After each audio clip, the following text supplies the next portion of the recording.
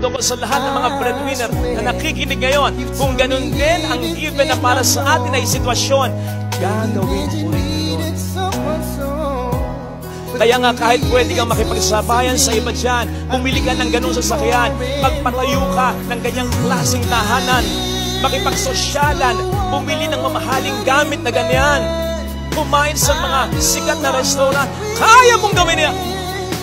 Kaya lang hindi ginagawa. Kasi meron kang inaglaga.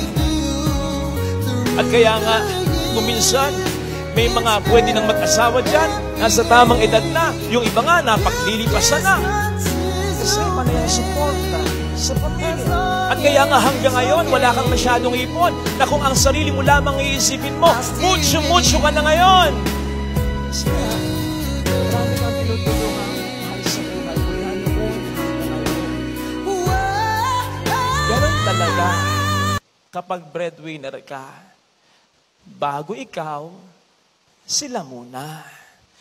So hindi ibig sabihin na ayaw mo ng ginhawa. Gusto mo rin ng ginhawa pero gusto mo sila muna ang guminhawa.